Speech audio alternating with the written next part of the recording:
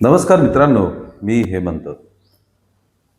एक तरुणी जी बँकेत प्रायव्हेट ICICI बँकेत चांगल्या हुद्द्यावर काम करत होती. तिच्यासोबत काय घडलंय हे आपण आजच्या व्हिडिओत बघूया. मित्रांनो, पलक नावाची ही तरुणी मध्य प्रदेशातीलच एका छोट्या ठिकाणावरून आलेली होती.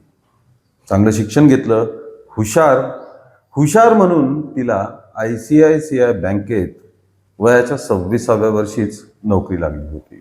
याआधीही तिने बँकिंग क्षेत्रात इतरत्र काम केलं होतं, पण नंतर ICICI मध्ये तिला चांगली नोकरी लागली, चांगल्या हुद्द्यावर नोकरी लागली.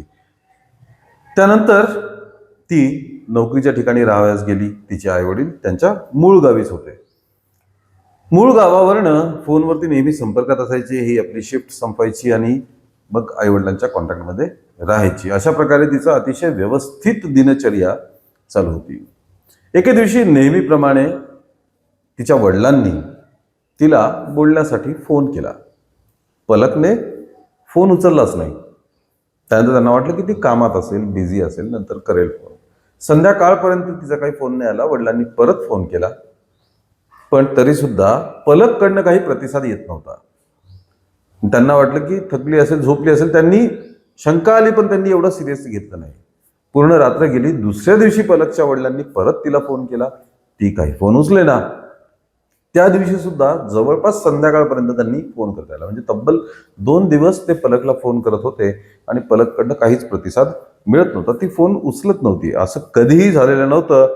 म्हणून मग पलकच्या वडिलांनी ती ज्या घरात भाड्याने राहत होती त्या घरमालकांना संपर्क केला, त्यांना फोन केला आणि त्यांना सांगितलं असं असं घडतंय, तुम्ही जाऊन बघा तिचं तब्येत वगैरे ठीक आहे का. घरमालक हो म्हणाले आणि ते पलकला भेटण्यासाठी घरी गेले.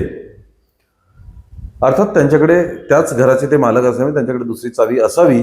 त्यांनी दरवाजा उघडून आत प्रवेश केला, पण आत जे त्यांना दिसलं त्यांनी अक्षरशः ते हादरून गेले. कारण दृश्यही तसंच होतं. दृश्यावरून लक्षात येत होतं की पलक किचनमध्ये स्वयंपाक करत होती, कारण गॅसचा वास सुद्धा येत होता.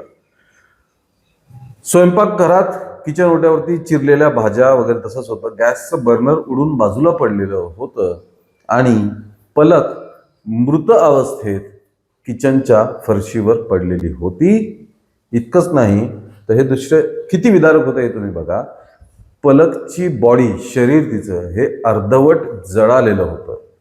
इतकं भयंकर दृश्य त्या घरमालकांनी आपल्या डोळ्यांनी पाहिलं, जे कदाचित 2 दिवसापूर्वी घडलं असेल. कारण 2 दिवसांपासून पलक काही संपर्कात नव्हती. हे सगळं घडल्यावर घरमालक अर्थातच हादरून गेले. कोणीही नॉर्मल व्यक्ती हादरून जाईल हे बघून. त्यांनी तातडीने पोलिसांना कळवलं की असं असं घडलेलं आहे म्हणून. पोलीस त्या ठिकाणी आले. पूर्ण जागेचा, घटनेचा पंचनामा केला. अर्थात दिसून येत होतं किचनमध्ये स्वयंपाक करत असताना गॅस लीक झाल्यामुळे काही भडका वगैरे उडाला असेल आणि पलकच्या कपड्यांनी पेट घेऊन पलकचा मृत्यू झाला. त्यांनी पंचनामा करून बॉडी पोस्टमॉर्टमसाठी पाठवून दिली. अर्थात आता जे दिसत होतं त्यावरनं त्यांनी FIR दाखल केली असावी, कारण त्यात आता पुढं काय शोध घ्यायचा हा विचार पोलीस करत होते. पण पोलिसांनी एक ठरवलं की जरी हा अकस्मात मृत्यू किंवा अपघाती मृत्यू दिसत असला तरी आपण शहानिशा करायला हवी, दिसतंय त्यावरती जायला नको. मग काय तपास करायचा, तर त्यांनी बघितलं, आजूबाजूला विचारलं, कोणाला काही ऐकू आलं का, कोणी काय बघितलं का वगैरे वगैरे सगळं चौकशा केल्यानंतर त्यांनी फायनली निर्णय घेतला की आपण आजूबाजूचे सगळे CCTV तपासूया. CCTV मध्ये दिसतंय का काही ते बघूया. त्यांनी CCTV तपासायला सुरुवात केली. पोलिसांनी आजूबाजूचे सर्व CCTV तपासले आणि इथेच त्यांना पहिला क्लू मिळाला, पहिला ब्रेक थ्रू त्यांच्या तपासाला मिळाला. तो म्हणजे एक व्यक्ती तोंडाला कापड बांधून चोरत लपत तिथनं तिच्या घराच्या आजूबाजूच्या एरियातनं जाताना दिसत होती. त्यांनी बघितलं ही कोण व्यक्ती, हालचाली संशयास्पद वाटत होत्या, म्हणून त्यांनी जास्त तपास करायचा ठरवला. मग गाडीचा नंबर, त्या व्यक्तीचे क्लोजअप फोटोज वगैरे घेऊन त्यांनी तपास करायला सुरुवात केली. आणि तपासाअंती त्यांना कळलं की जी व्यक्ती या CCTV फुटेजमध्ये चोरून लपून जात आहे, तोंड लपवण्याचा प्रयत्न करत आहे, त्या व्यक्तीचं नाव आहे मयांक शाक्य. मग अर्थात डिजिटल पुरावे तपासण्याचा प्रयत्न केला असता मग पोलिसांना लक्षात आलं की या व्यक्तीचा पलक सोबत काही ना काही संबंध आहे. संबंध काय आहे? मोबाईलमध्ये काही पुरावे सापडले, संपर्क सापडला. हे सगळं सापडल्यानंतर मग पोलिसांनी तपास वेगात केला आणि जो घडलेला भयंकर प्रकार आहे, जो आतापर्यंत अपघाती मृत्यू वाटत होता, त्याचं सत्य समोर आलं. सत्य असं की मयांक, शाक्य आणि पलक यांची ओळख 6 वर्षांपूर्वी झालेली होती. पलक, जसं आधी सांगितलं की बँकेत चांगल्या पदावरती प्रायव्हेट बँकेमध्ये नोकरी करणारी हुशार मुलगी होती. पण मयांक, शाक्य हा कूलर रिपेअरिंगचं काम करत होता. कूलर रिपेअरिंगमध्ये आता एक तर आपला हवेचं कूलर असू शकतं किंवा वॉटर कूलर असेल, या दोन्हीपैकी कुठलं, पण तो कूलर मेकॅनिक होता, ही माहिती कन्फर्म समोर आलेली आहे. तो कूलर मेकॅनिक होता. त्यांची ओळख झाली, मैत्री झाली, मोबाईल नंबरची देवाणघेवाण आपण नेहमीच म्हणत असतो. जिथे मोबाईल नंबर एक्सचेंज होतात तिथून ती गोष्ट किंवा ते नातं हे वेगळ्या वळणावर जायला सुरुवात होऊ शकते.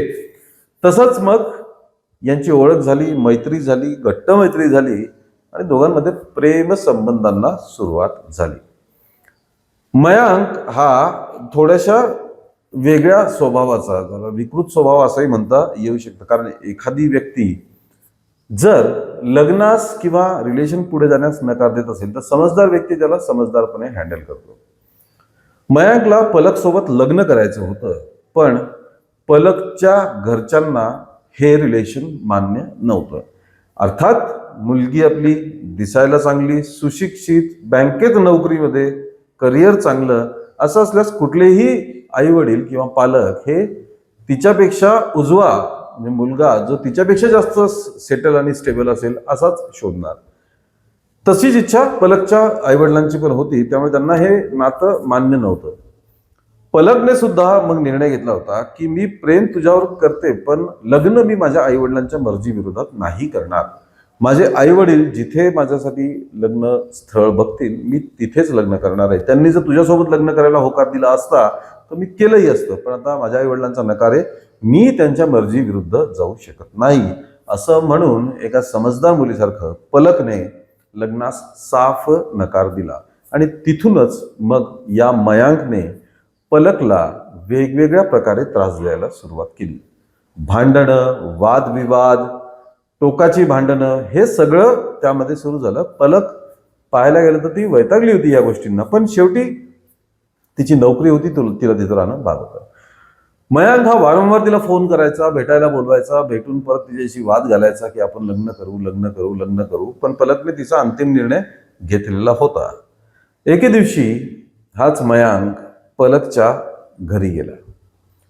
घरी गेल्यावर त्याने अर्थात परत लग्नाचा विषय काढला, तिच्याशी वाद घालू लागला.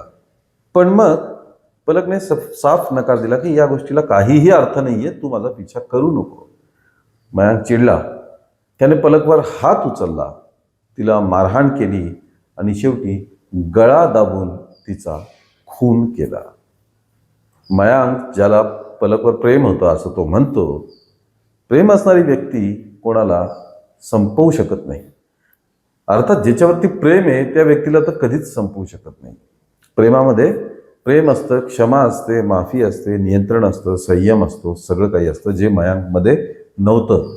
त्याने पलकचा गळा आवळून तिचा जीव घेतला, जीवानिशी मारलं. म्हणजे तू माझी नाही तर तू कोणाचीच होऊ शकत नाही, अशा काहीशा मेंटॅलिटीचा तो व्यक्ती असावा. बरं, मारून टाकलं, तिचा खून केला. पण मग आता काय? मग त्याने एक कट रचला. त्याने असा विचार केला की हिचा मृत्यू हा आपण अपघाती मृत्यू दाखवू. त्याने किचन त्या अपघाती मृत्यूला साजेसं असं तयार केलं.